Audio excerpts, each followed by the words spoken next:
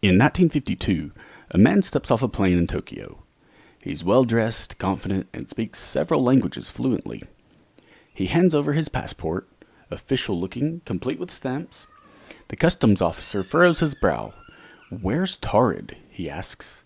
The man looks confused. Taurid? It's right here, between France and Spain. But there is no such country.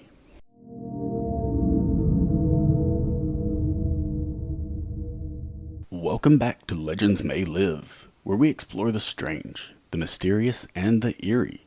I'm Drew, and today's episode is about a man whose appearance and vanishing baffled police, and whose home country never existed.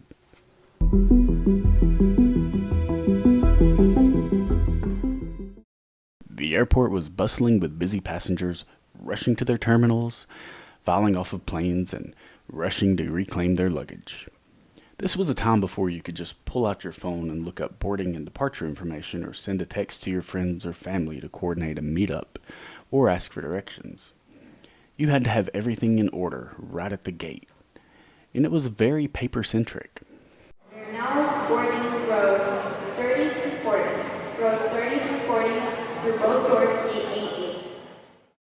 Also, 1954 was not long post-World War II, and the scars of tragedy still cast their shadows on the lives of many. Not only that, this was also a time of high Cold War tensions and rising globalization. So for Haneda, an international hub, security was strict.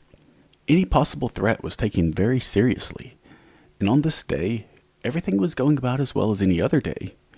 There were a few routine checks with no real threats determined. Everything was flowing like it should. That is, until a well-dressed Caucasian man in his 40s stepped off of his flight. The man takes his briefcase in hand and passes through immigrations and customs. He's fluent in Japanese, so the whole process is seamless at first. But when he hands over his passport to the customs agent, the agent stops. He doesn't recognize the name of the country, Taurid. He calls over another agent, and as they look at the passport, it does seem to have the appropriate stamps from previous entries into Japan. It also has stamps from France, Germany, and Spain. Everything looks authentic, but that's not possible.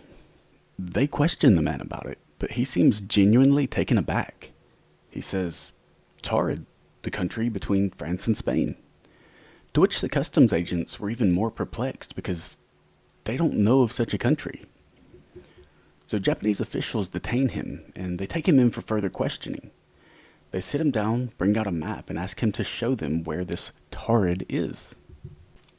He looks down at the map, and at this point he's really frustrated and annoyed because it seems like they're playing some kind of odd joke on him, or just harassing him for no reason. But still, he's fully cooperative, and he tries to stay respectful. But when he looks at the map, he gets even more upset, because where he's identified as Taurid, the map has it listed as Andorra.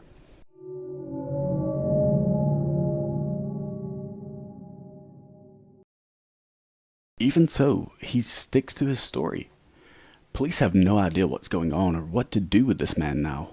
He appears to truly believe what he's saying, and aside from being from a country that doesn't exist, there are no other signs of mental illness. Plus, he does have a wallet with European bills and a passport with stamps showing it's not his first time in Japan. So eventually, they decide that for now they would just put him up in a hotel room overnight while they continued their investigation. There's no real evidence that he's dangerous, but it seems like this has to be a forged passport. But what about the stamps?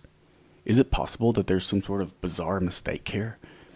If the passport's fake, then why use a country that doesn't exist? Especially if you're going to put as much effort as this obviously required.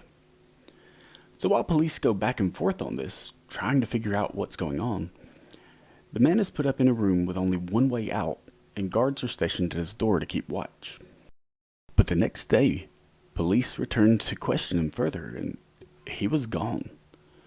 They open the door and they see everything's in perfect condition. The room's untouched. The bed is made. All of his personal belongings are gone. There's no sign of him. It's like he was never there. Is it possible that he really was from Taurid? A nation that doesn't exist in our reality, but rather some universe or timeline that runs parallel to our own? Some speculate that he was from another time, maybe a future where Taurid existed. Although if that were true, then why wouldn't he have recognized Andorra from his nation's history? And why would he have had nothing on him to suggest that he was from another time? Another interesting take is tied to the Mandela Effect, the strange phenomenon of a constantly changing history that some remember while others don't. Though a more grounded explanation could be that it was simply a CIA or some other organization's test of reality manipulation or psychological control. Something similar to gaslighting, to see just what they can make people believe. Whatever the case, this story remains one of the most enduring unexplained travel tales. If someone showed up tomorrow with a passport from a country that doesn't exist, would we believe them?